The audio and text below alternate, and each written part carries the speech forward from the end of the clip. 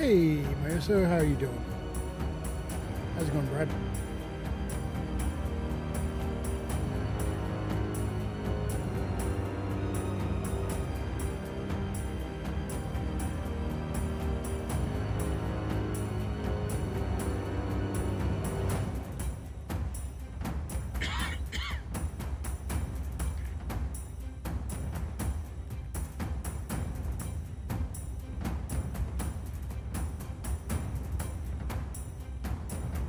Nice.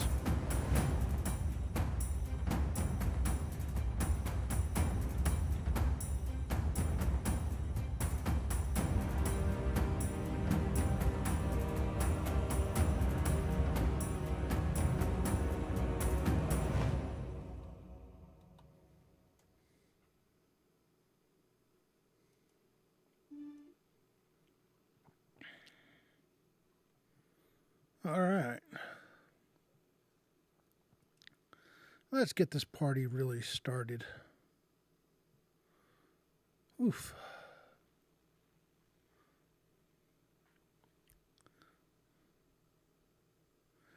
For a short week, this has been a very long week. Oh, my goodness. Um, ooh.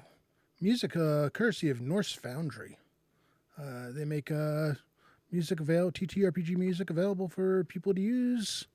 Very, very flexible licensing, or really they just let you use it. So that's an awesome, awesome thing. Oh man, it is Thursday again. And hi everyone, welcome to the TGRPG Theater. I am your host Rob, otherwise known as Phantom NJ. And tonight we are going to start working on fulfilling the promise that I'd made to myself and kind of made to everyone by extension with regards to the Embers of Empire campaign, where we will start looking to at least lay the framework.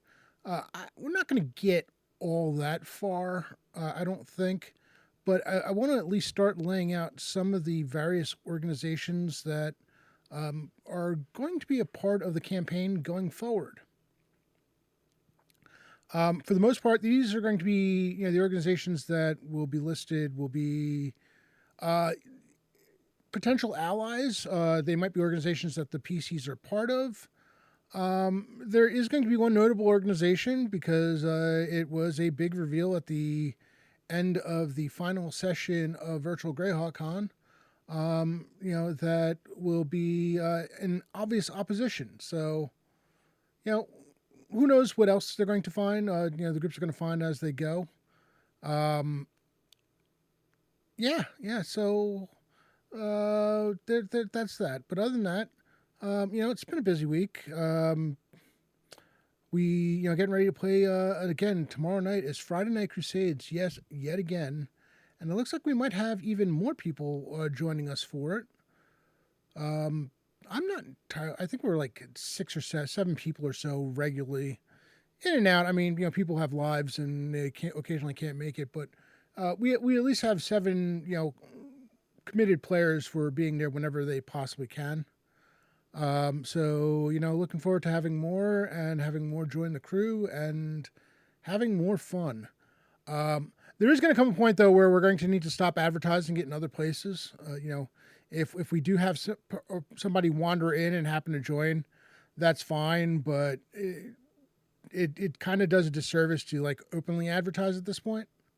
I don't mind people, people who are here and people find their way here, or if somebody has a friend that they want to invite, we can do that. But I don't know whether or not we should be continue to openly advertise it to outside groups, especially when people is like who are not necessarily part of this community. That can cause problems on its own. Of course, I'll keep talking about it on the stream because again, these are, this is our people. These are our community members, and they're always welcome to play. And anyone who joins the Discord is welcome to play. I don't want to give the wrong impression. I just it's when you're talking about putting it out in front of possibly a couple hundred people that we don't know or don't know well. That's when things get a little dicey. Um, I mean, it might be, it might be quibbling a bit, nitpicking a bit, but just trying to protect the game and such.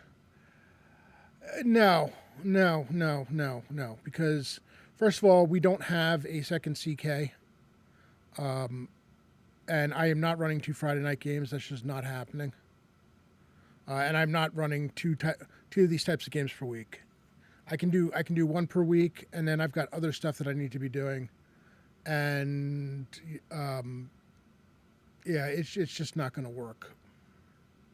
And then if we ran 2 Friday night games at the same time with 2 different CKs, well then then it becomes a competition of who's playing in what games and all kinds of hurt feelings that way, and it's not a good situation.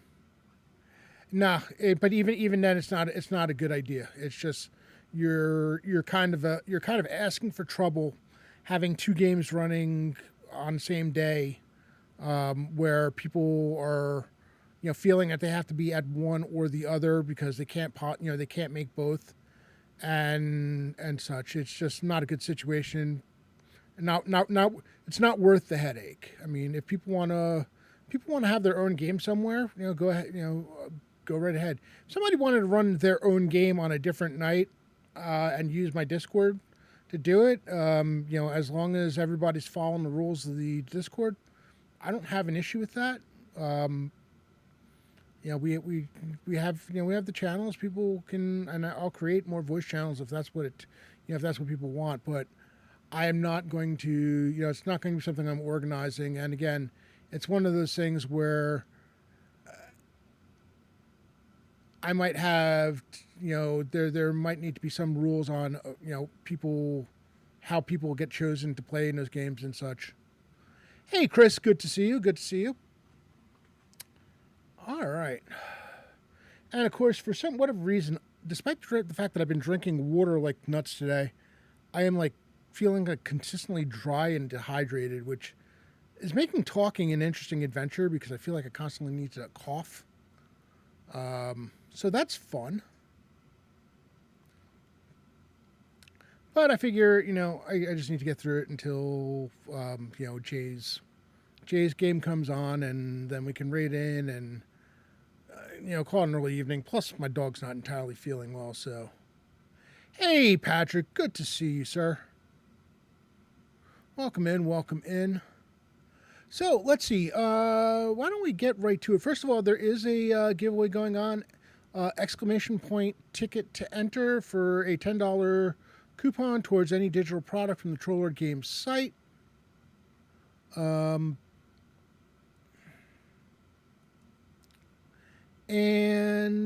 beyond that, let's move on over to the presenting screen, and let me bring up Word. So what are we doing? We are looking at starting to put together the basic framework for organizations. Is at least start listing them out. Organizations that are part of the Embers of Empire campaign. So, for, very obviously, there is the Order of the Sundered Shield.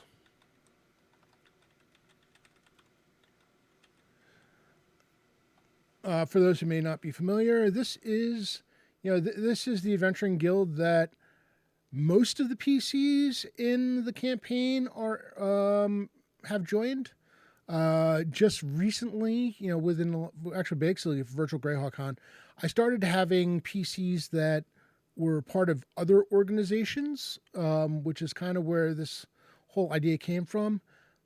So let's do this. I want to bring up, and I need to find it, document, because some of these, I've been borrowing from a lot of different places. So, I want to be able to actually talk about the organizations that we're looking at. And we are going to start with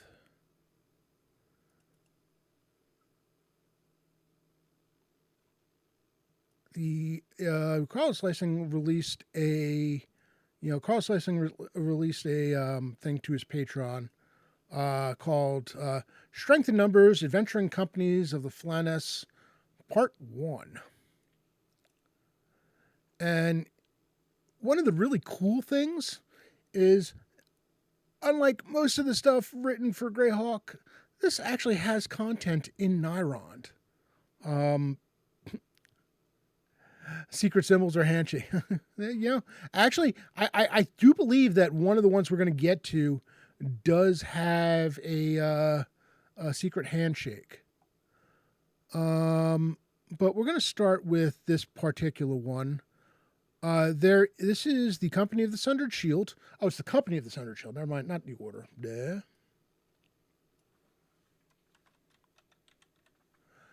The leader is Idolus Ganthir, who is a high elf. In the supplement that he released, he's a second level fighter magic user. I haven't decided whether I haven't really. I've used one of the other characters, but I haven't really used him much other than as a NPC quest giver type thing. So I don't know that I've decided whether I want him to be multi-class in CNC or not. It's kind of brutal. Not that it's really a big deal because again, they're not not being used very often. But he's the leader. The symbol is the symbol of a broken shield emblazoned upon a great crimson banner with the company's famous motto, "Broken but undefeated," embroidered in gold upon its face. The holy symbol of Tritherion is likewise displayed in gold at the trailing edge of the banner. Base of operations is Ragby in the Kingdom of Nyrond. Ragby is on the south central coast of Nyrond, and that's where the company and all the player characters, at least for the most part, started from. There is a bit of history for it. Composition and goals. This is a very old adventuring company's original. This very old adventuring company's original charter is composed of 11 very detailed scrolls kept in a secure vault at the Guild of Money Changers in Radagast City, County of Ernst. Broadly speaking, these scrolls state that the Company of the Sundered Shield was established in negative 27 of the Common Year, so 27 years before the first Overking was of the Great Kingdom was crowned, to serve as the fellowship of former soldiers who aim to bring peace to beleaguered communities across the Flaness, keeping the common folk of the continent's land safe from those who would prey upon them, while their normal constabularies and justicars went to war. The second iteration of the organization has appended this charter, explicitly stating that the group also strives to throw the yoke of servitude from those who languish under the thrall of unjust rulers. This group is led by an elf from the Adri Forest named Idolus Ganthir. Though he makes few decisions without directly consulting his lieutenant, the striking priestess Tyrella Scanthos, a chaotic good human cleric, second level of Tritherion. I have used Tyrella as an active character in the campaign when the party needed a little boost in terms of healing. I don't know what level I have her at now, so let's put down,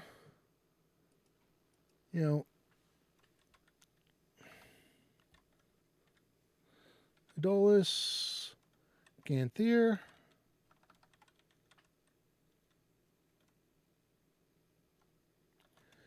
CG. High Elf. Well, we're going to go with... we'll go with Fighter Wizard and level to be determined later. And then Tyrella Scanthos.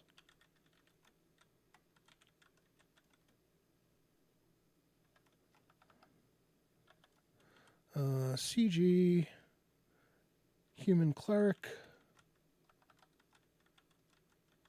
a Tritherion.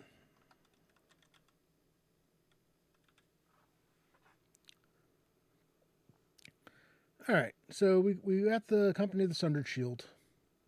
A little bit more on them. The Company of the Sundered Shield is thought to be one of the oldest chartered adventuring companies in the Flyness. A group was formed by an Iridian soldier named Morin Taylock, a heavily decorated commander who won several notable and decisive victories in the region now known as the Bandit Kingdoms, previous to the formation of the Great Kingdom. During his service, Taylock saw firsthand the way in which the common folk left behind when the armies of some nation would march to war could be forced to suffer at the hand of monsters or men who acted as such. Thus, after his retirement from service, he used his connections to call to his side other soldiers of great puissance who cared only for the folk of their land rather than the wars their king sent them to wage. Working from a small manor in the free city of Greyhawk, this group called themselves the Company of the Sundered Shield, after the sight that inspired Taylock to create the company. A child slain in the act of trying to defend his mother and sister from cutthroat raiders, a broken wooden shield laying atop his bloodied body. Taylock's connections within the military allowed him to recruit powerful and experienced soldiers into the ranks of the group, helping the Company of the Sundered Shield see immediate success and gain great renown. By 598 CY, the doughty group of adventurers had boasted 62 fully fledged members and 8 affiliates. Yet dark days loomed ahead. Hired as mercenaries and tasked to hold Worm's Claw Pass, while a platoon of elite Ernstmen regulars escorted a rescued prisoner across the Artensme River into friendly territory. The operation turned out to be a trap, however. Instead of the captive meeting them in enemy territory, the mercenaries and Ernstmen were met by the dire personage of that horrific warrior known as Warduke. A slaughter ensued, with both the Company of the Sundered Shield and military regulars alike being slain to a man. With their leader among the murder, infighting began in the ranks of the adventuring company, with several vying to assume his prestigious and lucrative position. In the end, this would prove even more disastrous for the company than Warduke's unforeseen appearance. By the conclusion of 599 CY, the group had splintered into several factions, none of which were of any great consequence. 3 months ago, however, and in the campaign this is now like 9 months ago, a new group has emerged, brandishing the famous Crimson Banner of the Company of the Sundered Shield. Its leader is a young elf named Idolus Ganthir, who claims to have been one of those saved during the company's daring rescues of dwellers in the Adri Forest, caught in the violence wreaked by the armies of Overking Ivid V during his destruction of the prelacy of Almor. Learning of the fate of those who had risked their lives so he and his kin might survive, Ganthir has sworn to breathe new life into the adventuring company that was once the pride and joy of Morin Taylock, and uphold the principles put forth centuries ago by that worthy. The new Company of the Sundered Shield is still too recent in its formation to have gained much in the way of repute. However, Idolus Ganthir is aggressively recruiting new members to the Crimson Banner, many of whom are swayed to his cause by his charismatic lieutenant. Though their organization is truly ancient, it seems as if their tale is only beginning. And that's kind of where this campaign started. The group now known as the Righteous Hands were the first of the new recruits to the company, and they have gone a long way in bringing up the name of the company. Contact. Those interested in contacting the Company of the Sundered Shield are advised to visit the Salty Dog, a pub not too far from the piers and ships in Ragby's dock district. Those who would do so would be wise to keep their coin purses well hidden and their lips sealed regarding their intentions.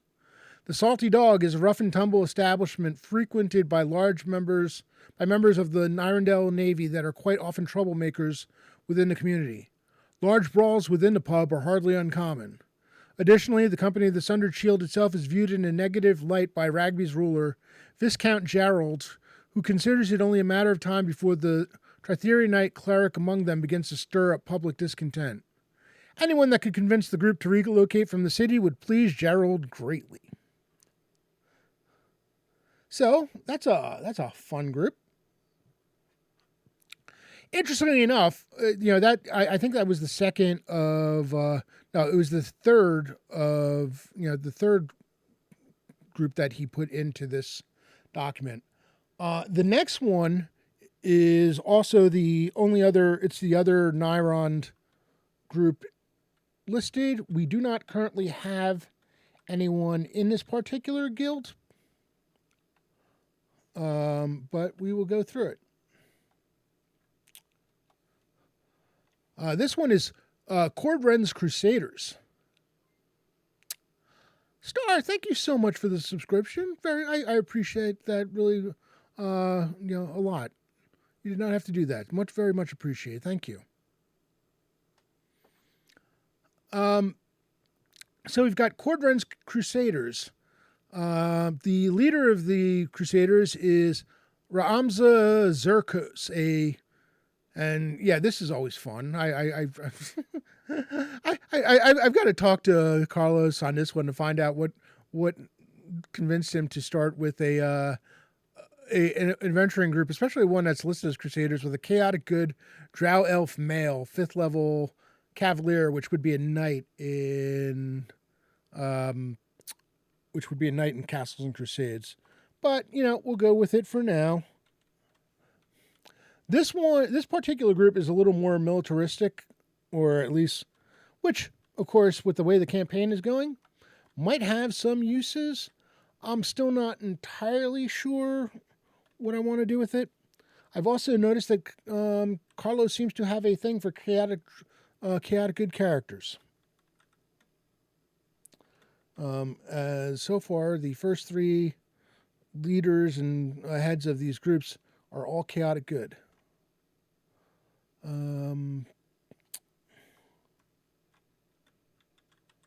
So, the base of operation is in Cordren, Kingdom of Nyrond, which is, I believe Cordren is in the northeast. It might be bordering the Gamboge Forest.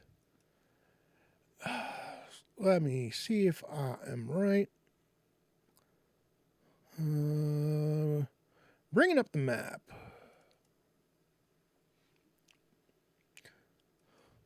And giving it a minute to load this up. But let's start while it's going. The symbol of Cordren's Crusaders is 2 steel towers displayed per fess, which apparently is side by side, atop which a pair of griffin alight. A bear with a crown of light clutching a golden dagger is displayed below this and stands before the tree line of a roan forest. That is on a field of green. I mentioned the base of operations being in Cordren, and zooming in now,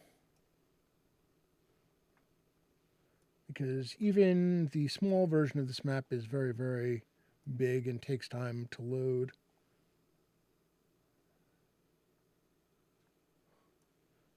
Cordren, where art thou, Cordren?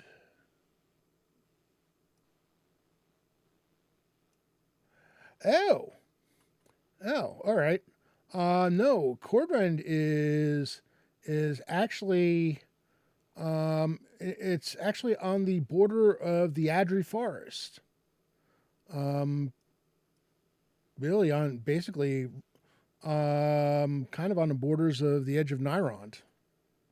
So that's interesting. But Cordren's Crusaders is actually a small portion of the Nyrondel military assigned to that stronghold. Nominally the 9th Division of these forces, the group acts as special operatives at the behest of the city fortress's leader, Captain General Reynold Osmarin. Their stated goals are the defense of Cordren and its folk, restoring a peaceful prelacy of Almor, and reestablishing the territory to its pre-war borders, and rescuing as many of the beleaguered Almorian folk as survived the terrible conflict within the region.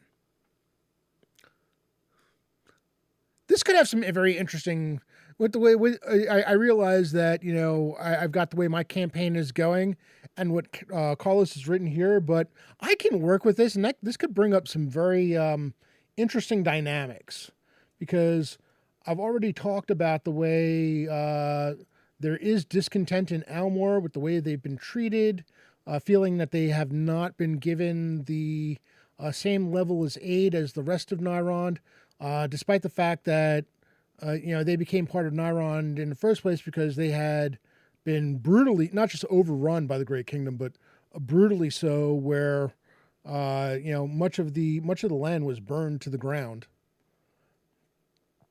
So, deeds and repute.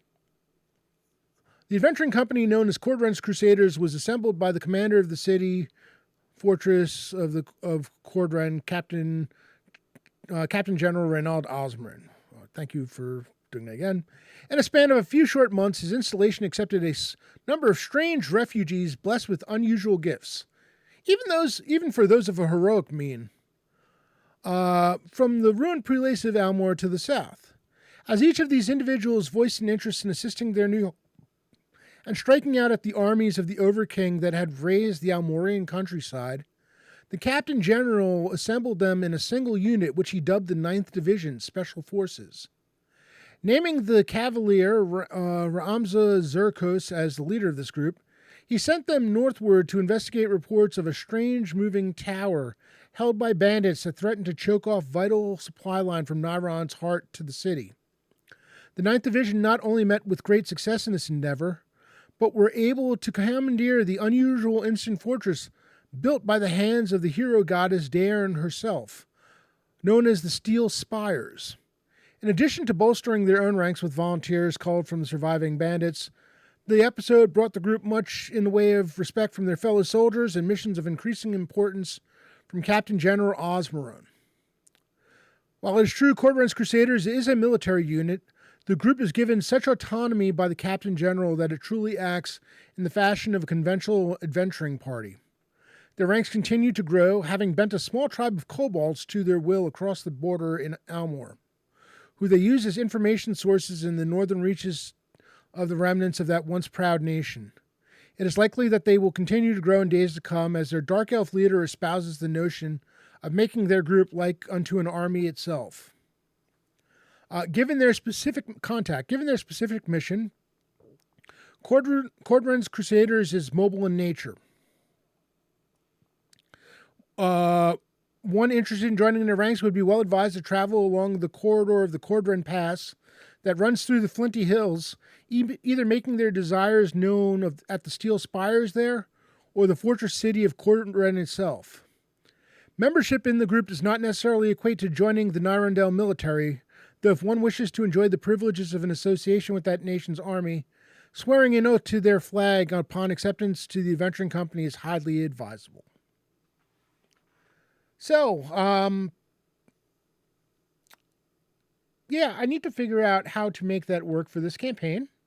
There's definitely ways to do that, and I'm looking forward to trying. But yeah, Cordren's Crusaders is definitely up there. I like the idea of a kind of an adventuring guild that is kind of like almost like a paramilitary team. They do the things that the standard army troops cannot. This has potential for cross the border skirmishes, journeying into the at this point would be the North Kingdom and or Kingdom of Alyssa, depending on where they hit. Though it's a question of how far they would get, considering the city of Raux is kind of in their way. Patrick, I don't think so. And the reason I don't think so is because I'm pretty sure that Carlos's Mod the Ninth is actually set in the Great Kingdom itself. That's my understanding. I kind of wonder if that was just a bit incidental or, what the story is there. Hey, Jay, good to see you. Something, I forgot something. Let me do a couple of things. First of all, let me shout out which Starfall, because Sky is awesome people and deserves to be shouted out. And, of course, Lord Gazumba, who we will be rating into after we're done here. It's one of those things, Patrick. I kind of wonder if he just had like the ninth on the brain when he wrote this. I'm. It may be one of those things where I'm not even sure if he's consciously aware of it. But it's an interesting thing because the way the nine is actually the way the ninth is written. I believe Legio Fatis is their creed, or is it their actual their legion's name? I have the module. I should probably just look it up, but I also ordered 2 more adventures from Carlos's site because I can always use more good stuff. I ended up getting the sequel to the 9. That is the Caldona. I believe it's the Caldona Offensive, and then I got the one not Blast. Hello, good morning. Brass Blood Haunt, which is on in actual Greyhawk terms, Bronze Blood Haunt. I think it's Haunt is the name of it. You know, these little details that I probably should have on hand when I'm doing this. Can't you tell this is a premium professional, first class thing we have going here. Yeah, Brass Blood Haunt.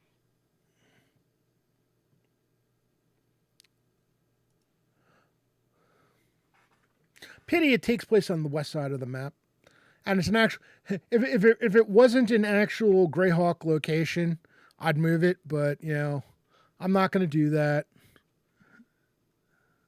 I looked at it, and I was kind of excited reading it. I might eventually have to do something. Yeah, the Greyhawk. I thought you might because I use it for everything, Asher. I don't know if you've noticed this, but I use it in on my overlays as well. For for character names and for the adventure name on the on the overlay.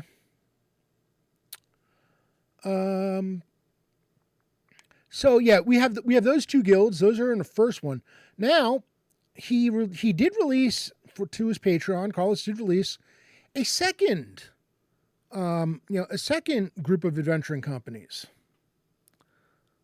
And let me close the first one and open the second one.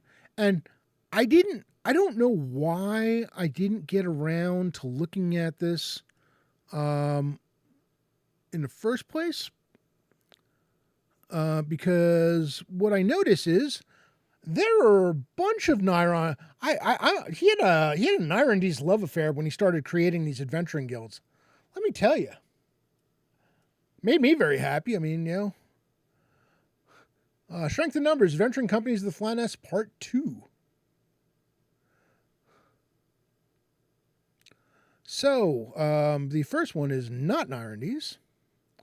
Let me bring the thing back up again, but.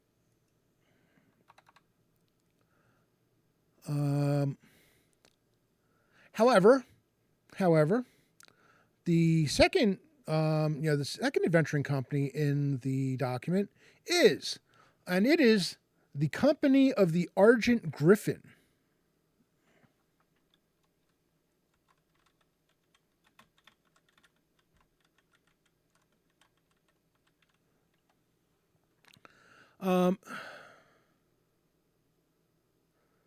This one, the leader is Ravan al-Salib, a lawful good human monk. He also did this one in slightly different formatting. So, yeah, One of Patrick, I do too. It's very conveniently located. There's a lot going on.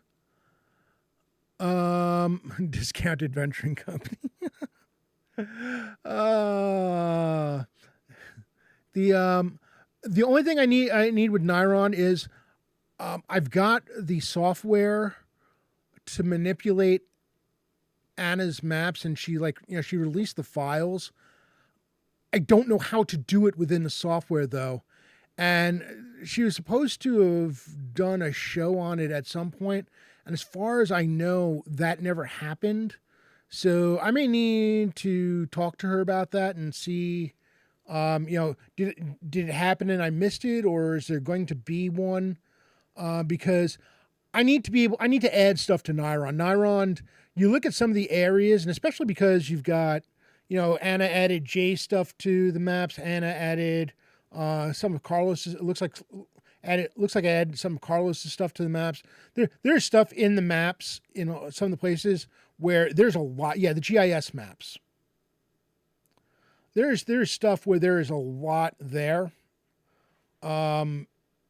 GIS is the software that she was using for map creation, at least at the time. Or it's the style of file. I think I'm using the same software she was using. Obviously, my computer's powerful, but it's not the same thing. Well, if I was a religious man, I'd worry about it, but just call me a heretic. It's okay. I'm used to it.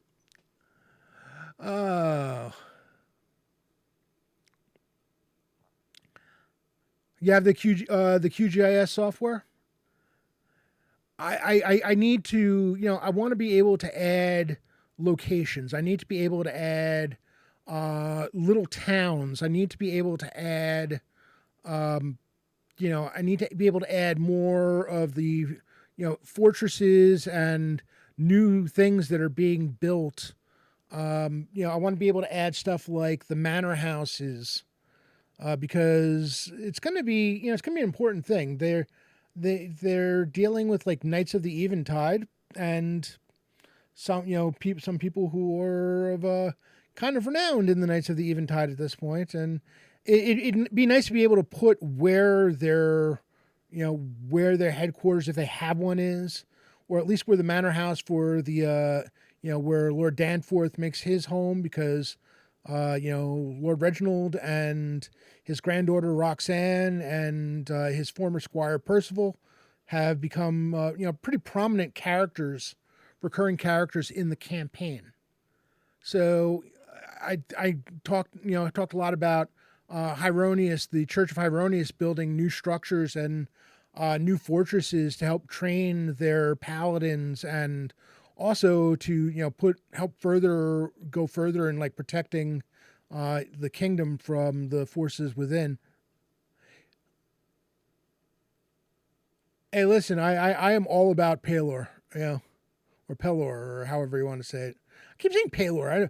I don't know why I don't know why I decided on Palor as the pronunciation. Probably should be Pelor, but it's all right either way. The sun god is definitely my favorite of the Greyhawk deities. Once upon a time, it would have been Saint Cuthbert, but it's all right. I've also started becoming a. You say Palor as well? Okay, cool. All right, I guess I'm glad I'm not the only one. So the Fultus temples. Remember, Brad, the Fultons that you dealt with in Agents of Almor were part of the Valorous League of Blindness. And you know something? Let me add them in, because before I forget, because that is one of the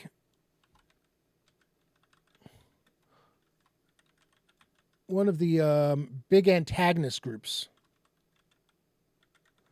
Now, the Valorous League, these are guys, this is a group that is basically considered heretical to most of the Fulton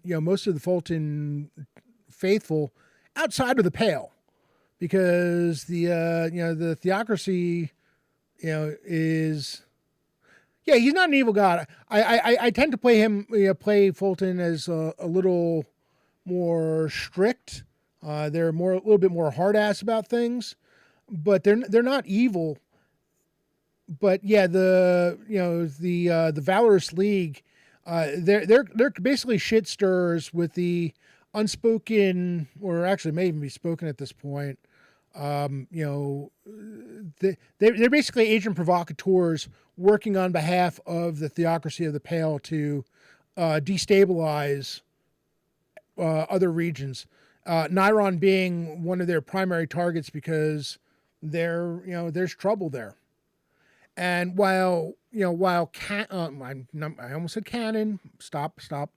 While published lore has it mostly being on the northeastern border, or the border that the border areas that the Pale and Niron share. I decided that for this campaign, because of all the stuff that's gone into it, and when it takes place, and how I set up the current situation, destabilizing Almor is an even bigger prize because that can cause all kinds of problems.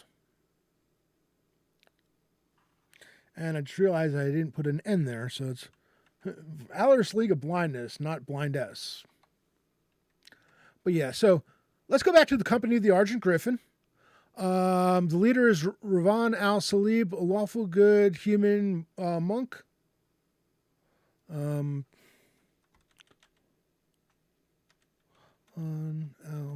And you're right, it does sound backloonish.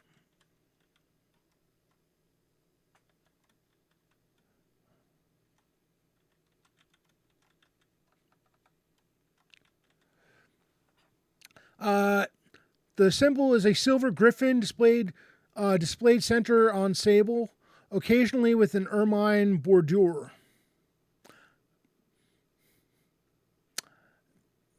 Did Carlos borrow Gary, steal Gary Gygax's thesaurus? Because if bordure is a very fancy way of saying border, Bordure. Bordure. My Devils had a goalie once by that close to that name. He went by Marty though. Base of operation: a hidden room within the Doxy's Dowry, Green Plain, Niron. I am not entirely sure that I've been able to locate Green Plain on the map of Niron. I know I was looking and it was getting kind of late, so I don't know that I ever actually found it. But yeah. Oh wait, no, I think Green Plain is the one that I did find. Yeah, Green Plain I did find because Green Plain is on the border of the Gamboge. Does it have a sauna?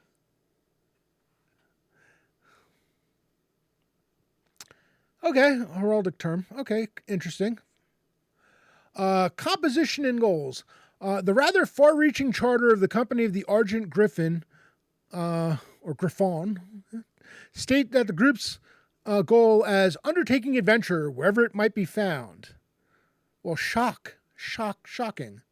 Interestingly, it goes on to state that such endeavors will be made with an eye to unearthing the hidden and investigating the heretofore unexplained, or unexplored, I should say, will be made in such a way so as to leave minimal impact upon the areas explored, and to defend the innocent, impoverished, and weak whenever possible. It's a very green group, apparently. The world's most careful archaeologists. The group is said to have at least 3 more permanent members. Aphelion Lunachild, Chaotic Good, Human Cleric. I can put that down.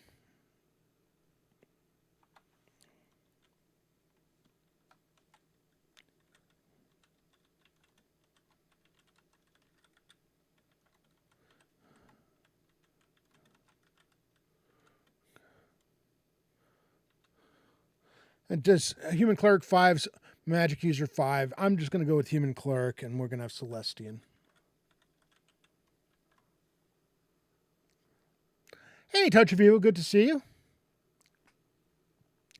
And an individual that may actually be a young treant named Willow. Right. Okay, this is fun. I like this. Willow, neutral, question mark. Druid 7 of Bury. I'm going to leave that blank for now. Recently, the quartet... wait, I've got Ravon, I've got Aphelion, and the Treant. Where's this fourth member?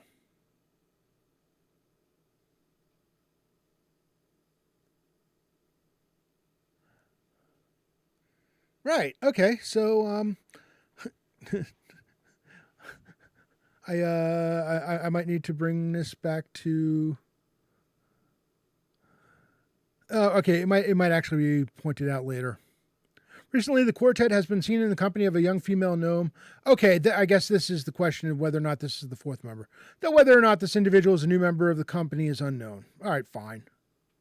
Deeds and repute. The company of the Argent Griffon is what remains of a small mercenary company called Falcons 40, which once operated along the border between the county of Ernst and Niron.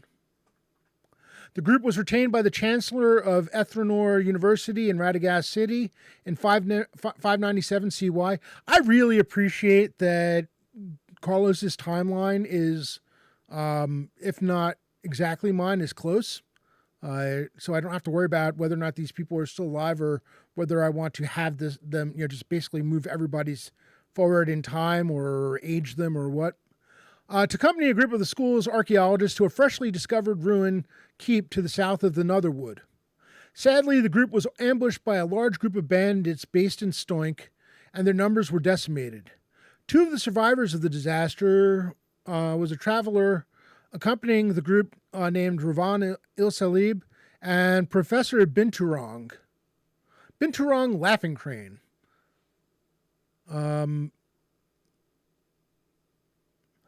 Chaotic Good half M.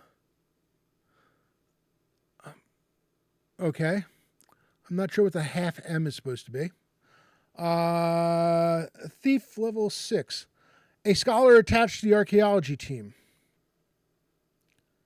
Maybe a halfling. Maybe it's supposed to be a halfling. That might be it. Vowing revenge, the two tracked the bandits back to their lair and slew them to a man. Realizing that the two worked well together, the pair decided to build an adventuring company around themselves, supporting the professor's archaeological forays, so as to be funded in part by the university which employed him. During their return to Radagast City, I don't think he is. I think it's supposed to be a halfling. During their return to Radagast City, a day after coming to this agreement, the two saw one of the region's rare albino griffins hunting across the clouds overhead. Inspired by the majestic sight, the name that their group would bear seemed clear. Since then, the group has added several members to the group and embarked on several successful adventures, including scattering a small tribe of orcs responsible for raiding merchants near Tenhouse, extracting an impressive sum of gold and magic from the white-infested tomb to the southeast of Mid-Meadow, and even teaching, by the way of the language of steel, a marauding young green dragon that, considering the land surrounding the trading post of Greenplain as its personal fiefdom, was a poor choice.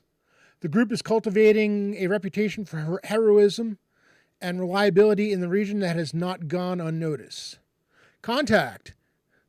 Individuals who wish to hire or join the company of the Argent Griffin are instructed to leave a note with Hanai, the elven bartender at Doxy's Dowry, a small pub located in Greenplain. The place is actually something of a speakeasy. I like this. It's hidden rooms created to harbor Nyrondell patriots seeking refuge from Palite inquisitors.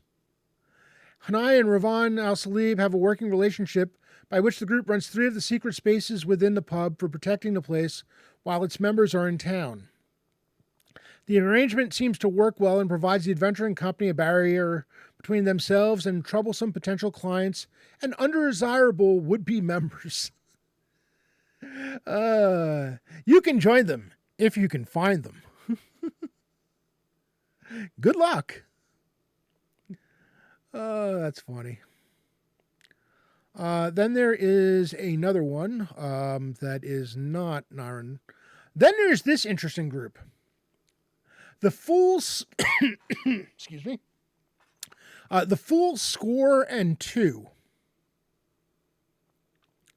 Leader, Aralee the Fool Shardella, who is a first edition bard, which is great because I'll just make that a CNC bard because I'm not making them triple class for a crime they didn't commit. All right. Somebody had caught on to that. So,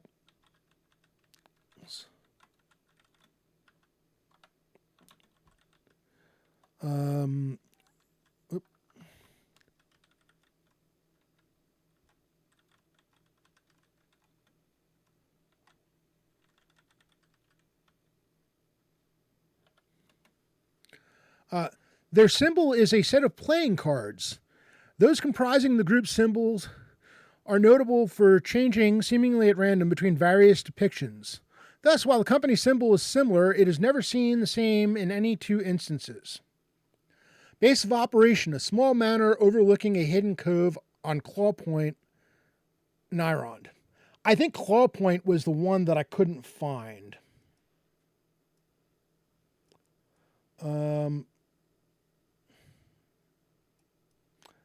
Not sure where it's supposed to be.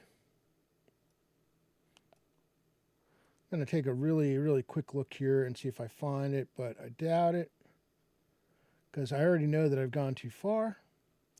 Yep, definitely gone too far because I'm in the theocracy.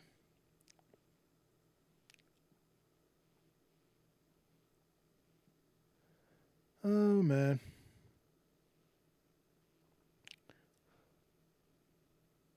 Yeah, I am not sure where Claw Point is on this map. Someone does find it, please let me know. And let me know where you found it so I can note it for myself. But anyway, this is one of those guilds that I'm jotting it down now. The brief portion of it that I read leads me to believe that this whole thing is probably never going to be part of this campaign. And you'll understand why. The Fool Score in 2 is less like an adventuring company and more akin to a secret society. Still, their activities are such that they've been included in this treaties nonetheless. The group is currently comprised of 10 individuals led by Aralee, the Fool Shardella, all of whom have survived or have had their lives significantly impacted by an encounter with a deck of many things. Anyone who knows how I feel about the deck of many things now understands why this group will probably never be part of will probably never be an active part of the campaign. The group now travels to Flanness in search of such potent magical plaques, collecting them so as to keep Orth's folk from suffering their potentially devastating effects. So they want all the deck of many things to themselves. In addition to their given names, Shardella refers to each member of the group by the name of the card by which each was affected. That's fun. Other notable individuals that join her in the group are Valen Castle, a neutral human wizard, his page Jamil Kortif, a neutral human paladin of Istis. That's interesting. Kava the Faceless, lawful evil. I don't know what that's supposed to be. HF Monk 9. He might have a breakdown of what the different things are. Might be human female. Von Danvilier, lawful neutral. Yeah, I think it's human female. Von Danvilier, lawful neutral, human male fighter. Lyndon Garvale, neutral good, half elf male fighter. Polina Lavour. Enough of those. In order, these individuals represent the Knight, Skull, Uriel, Idiot, Throne, and Flames card. Shardella has made vague allusions to the growing of the company of her company until they have at least a full deck. So we already know that this group is playing short of a full deck. That pun just came way. That was. Yeah, that just lobbed that in there. Consequently, as the Fool, Score, and Two tread the world in search of the magical plaques they hide away, they are constantly on the lookout for those who have been affected by the cards put in magic, adding them to their company if at all possible. What her plans might be if and when she reaches her aim of boasting a membership of 22 are currently unknown. Well, then they're going to go around saying that they're playing with a full deck. Deeds and repute. The relatively narrow focus of the group makes it so that few of their deeds are well known, but word of those that are have spread quite widely. I know, aren't I? The Fool, Score, and Two are known to have successfully entered the ruins of Castle Greyhawk, emerging with one, and for many more are said to be still lie inside that dread edifice of the deck of many things hidden within, and live to tell tale of it. Two, the group is known to have plumbed the depths of a hidden laboratory in the raised prelacy of Almore to lay claim to another deck, despite the horrors stalking that land. To raid a forgotten laboratory in which Lum the Mad once wielded terrible forbidden magics. Finally, it is rumored that the Fool, Score, and Two are known to the Archmage Drawmage of the August Circle of Eight, as some say the group traveled to the city of Gradsol to trade a songbook, penned by the legendary bard Heward, for yet another deck. The relationship between the company and the mage, if any at all, exists at all, is unknown. The Fool, Score, and Two are well known for their wild unpredictability. While there can be no question that their leader is a bard of surpassing talent and magical power, some believe that the deck that indelibly marked her, setting her on a path to establishing her company, drove her mad. Likewise, those individuals that comprise her fellowship seem to have been touched by the same sanity-bending effect. They see matters in many dimensions, in some case, in ways that seem strange or nonsensical to most. Perhaps this is insanity, perhaps it is sort of wisdom with rare profundity. Whatever principles guide her in locating the items that have become her obsession are inscrutable, making dealings with the Fool, Score, and Two difficult at best and dangerous at worst. Okay, all right, here's what we're going to do. We are going to go back to that document, and we're just going to forget that I ever read any of this, because there is no way in hell I am dealing with that kind of nonsense in the campaign. That's just silly season. I'm kind of glad that I have no idea where the hidden cove on Claw Point in Nyrond is. Really? How the hell did I miss that?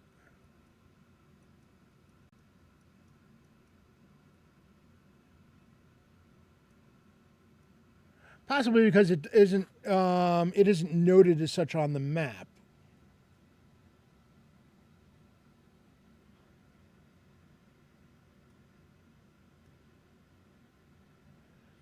Because I see the Shadowdern Peninsula. Oh!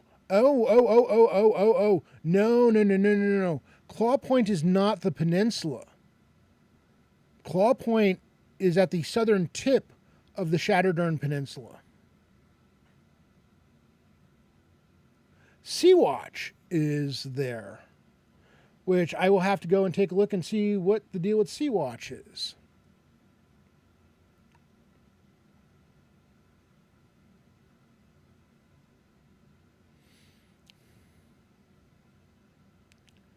Okay, yeah, no, it's all the way down at the southern tip on the Relmore Bay. All right. So yeah, we can ignore that. You didn't hear any of that. I didn't read any of that. It didn't really happen. We'll find their ruined corpses later. Oh man. Interestingly enough, there's another group that actually has stuff all over the place. It says they're primarily, their biggest thing is apparently Free City of Iron Gate, but they've got chapters in Gradsoul, Free City Greyhawk, Marner, Realm Ward. Realm Ward apparently has the society's largest and oldest chapter, and this is the Orth Strider Society. I might have to do some more research on that one because that could potentially be interesting.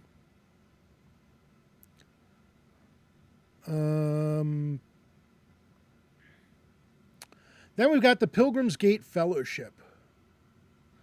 Let me see. Is Pilgrim's Gate the last of them? Yeah, all right. Pilgrim's Gate Fellowship is the last of the, other than the Earth Strider, which I have to take a look at. Pilgrim's Gate will be the last of them, and that'll conclude. After that we will we'll do the giveaway, and then we will raid out into J.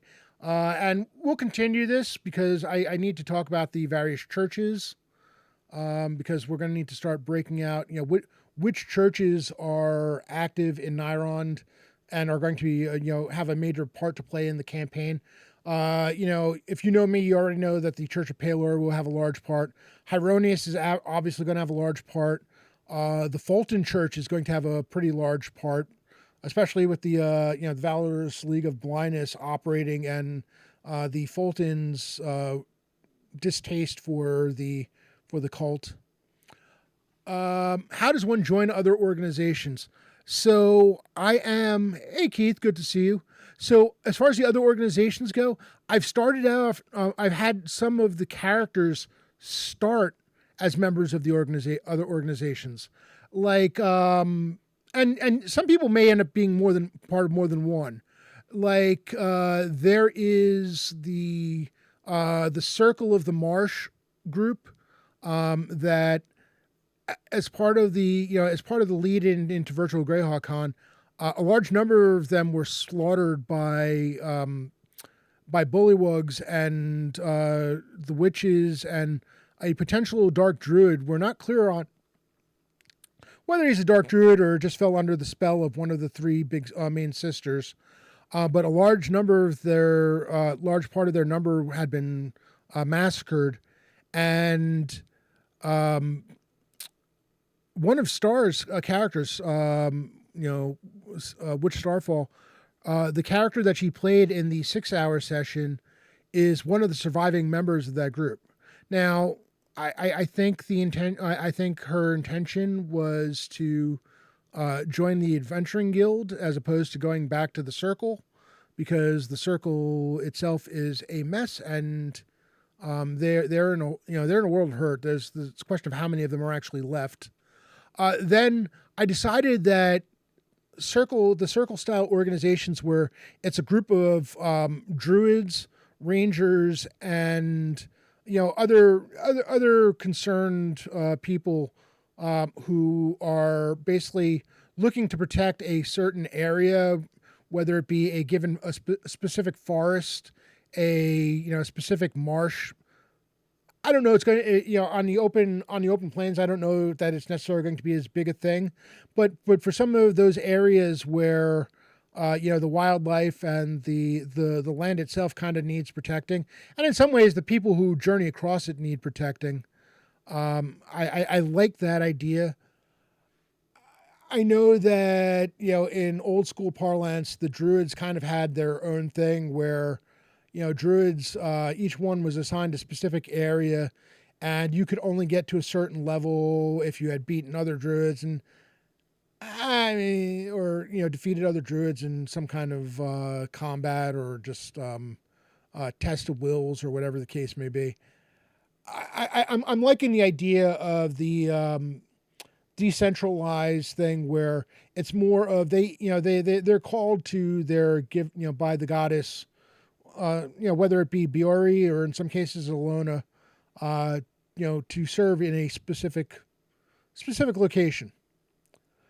So I've got there's the circle of the circle of the marsh, which is the Nat Marsh. There's the circle of there's the circle of the Celadon. I'm not sure. I might have an NPC or possibly one player character who was part of the Circle of the Celadon. I'd have to go look at the characters that I created for the Danger on the Duntide adventure. I think there might have been a Circle of the Celadon character or two in there. There's going to be a Circle of the Adri, a Circle of the Gamboge. So we're gonna have fun with that. That's going to be organizations that need to be people will be part of it. There might be full-on adventures where it's just members of that circle, and they're going to have they're going to have their own agendas.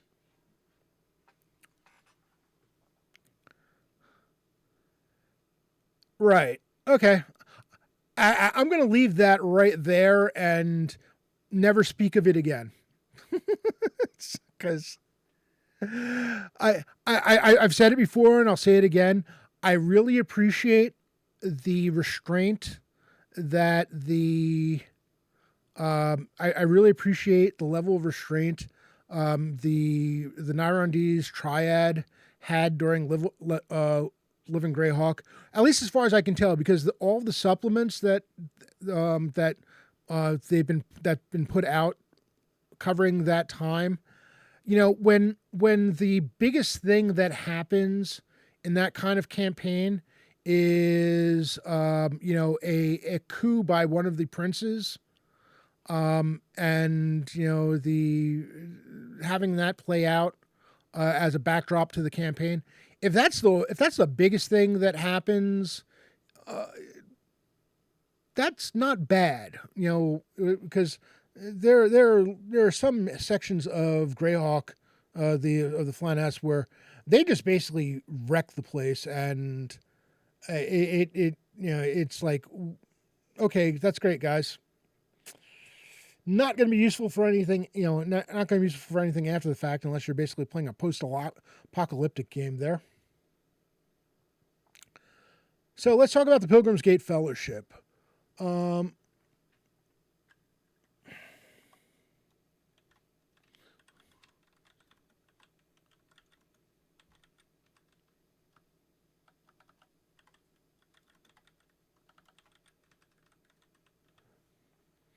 And Patrick, I need to get you into this campaign in one of these adventures. We will have to find a day and a day that you can play and a group that you can play with, and get you a character too, because I would love to have you be part of this campaign, sir.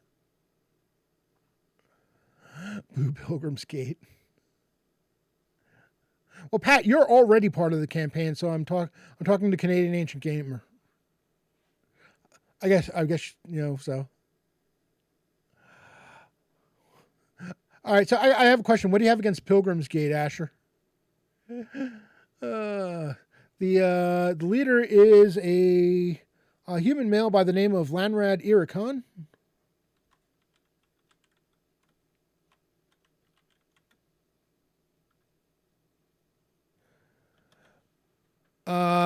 You played a wizard in Virtual Greyhawk Con.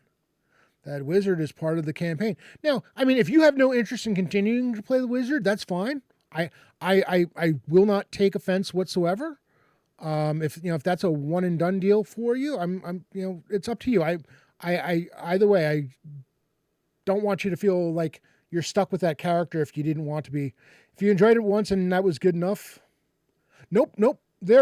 Pat, there are no one shots anymore for me. Not for CNC. It's one shot in the sense of the adventure is self-contained. That's it. But everything is part of the campaign. And even that adventure really wasn't self-contained either. So, human fighter. Yep. Yeah, you're absolutely allowed to have two.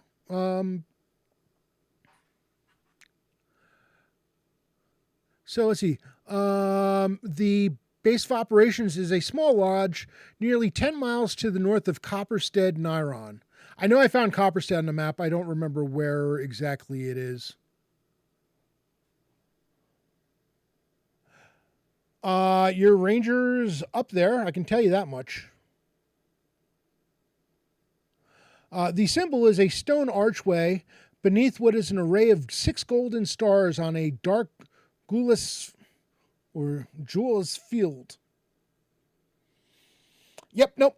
Carlos obviously stole Gary Gygax's thesaurus because, sir, hey, bound by an argent bordure, when featured on a round shield. Oh my goodness. Oh, Carlos. I love you, man. Composition and goals. The Pilgrim's Gate Fellowship, so named after the location where most of its members first met, is an adventuring company of a mix of Nyrondell, Paleite, and Tenha explorers, assembled for the benefit of mutual weal.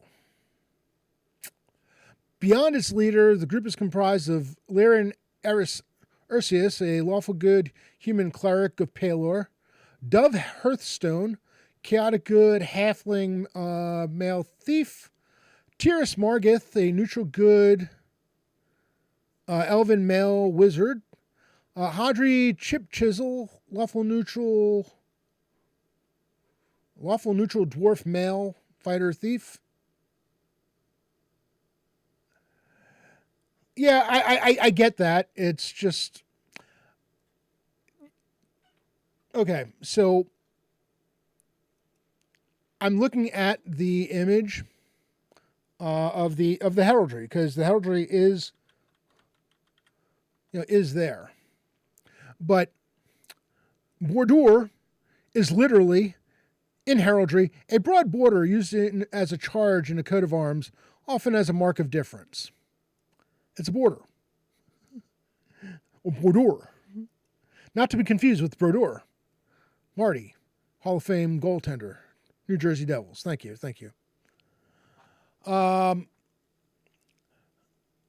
The group is most proud that their members hail from nations often at odds with one another. Not to be confused with boudoir, because that's a different thing. That's for Embers at night. Or Embers after dark, I should say. Holding themselves up as an example of how the folk of these places can not only coexist in peace, but advance their goals through friendly cooperation. When making one another's acquaintance, each of the members of the Pilgrim's Gate Fellowship were quite down on their luck and woebegone. However, the group determined to commit themselves to becoming professional adventurers, a decision that has reversed their fortunes and seen them travel across the collective nations in which each of them were born. Though they have no true charter, the company is resolved to continue this course, taking on adventures. Actually, it says adventurers of ever increasing difficulty and danger, both to make names for themselves within the region and ensure that they never have to find themselves close to paucity again. That unfortunately, that's the only way that particular Nyrondell hippies.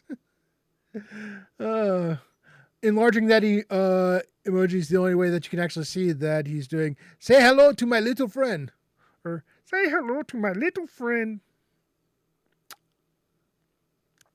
Hi ho, this is Kermit the Frog. Oh boy, yeah, no, I can do Kermit. Deeds and repute. The group's first successes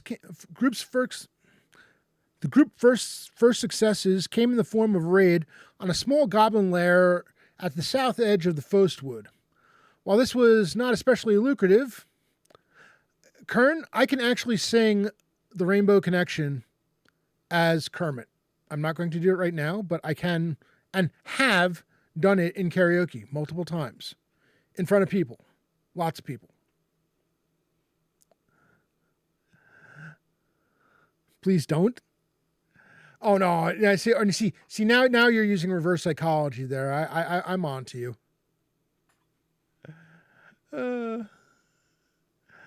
While this was not especially lucrative, it managed to impress upon local landlords that the Pilgrim's Gate Fellowship could accomplish such tasks reliably. This led to several subsequent commissions pitting the group against other humanoid groups within the region. When the adventurers learned that one of their employers was actually responsible for selling arms to these marauders themselves and exposed the affair publicly, however, the group made an enemy of the powerful landowner and were forced to flee the region far to the southwest. In recent months, they have managed to locate and restore an abandoned lodge in the Celadon Forest from which they operate now. Though the Pilgrim's Gate Fellowship has begun to cultivate a reputation for themselves as reliable defenders of Niron's common folk, the episode that saw them quit the nation's north has forced them to essentially start anew. They now lick their wounds in the depths of the Celadon, making plan for future enterprises that will reestablish their good name in the adopted region. Contact. Those interested in making contact with the Pilgrim's Gate Fellowship should do so in the city of Copperstead, where word of their inquiry will inevitably reach the group's ears. The company is quite keen to accept new members, and adventurers with experience and willful hearts will be equally welcomed by their number, after an extensive interview and exposure to a detect evil spell, of course. The group will also be excited to hear from those who have information or lore pertaining to the infamous Star Haunt, located to the south of their headquarters, as they are interested in exploring the haunted ruins within the next month or so. All right, so those are the guilds. And again, I am going to take a look at the Oathstrider Society and see if I can gather more information on it in order to, determine whether or not I want to bring it. But the 4 guilds, one of which is already active, the other 3 which can definitely be active at some point, or be a basis for player character groups. And then again, we will continue this in future sessions. So, thanks everyone for hanging out on a wait call for this. Let us go and get this. We'll go to stream ending, and we will get this giveaway done. Last chance! ! Ticket to enter for a $10 coupon towards any digital product from the Troller Games website. I know they've got a 25% off sale that I believe is going through Monday from their site on PDFs. I don't know if the coupon works with that discount. I think the discount is just applied, so the coupon probably should work, but it might be a way to, if you have a coupon, now might be the time to use it. So for the giveaway, we've got 4 entries. Anybody else want to enter? ! Ticket to enter. Going once. Going twice. All right. Closing the giveaway. It depends. It depends whether or not you need to enter a code for it. Myos, you're already in. There you go, Chris. All right, that's 5. And we are closing the giveaway. And the winner of tonight's giveaway, and this time I'm going to hit draw a winner and not finish giveaway. Touch of Evil. Congratulations. I will get that out to you. Afterward. All right. Everybody stick around. Thank you for thank you for hanging out and chatting, for the resubs, for the new subs, for the, basically just being your awesome selves and engaging with the content. Those of you, who were talking, that's, I appreciate all of you. Those of you who are lurking, and I will not call anyone out, but if you were lurking, I appreciate you as well. And we are going to raid into Lord Gazumba. By the way, I will be playing on Lord Gazumba's channel this weekend. My Saturday to go down to see my parents, and my sister has changed to a Sunday plan. So it turns out that I am available after all. And my Earth Elementalist Salazar will be making an appearance this Saturday. So that's going to be a lot of fun. We got a good group going.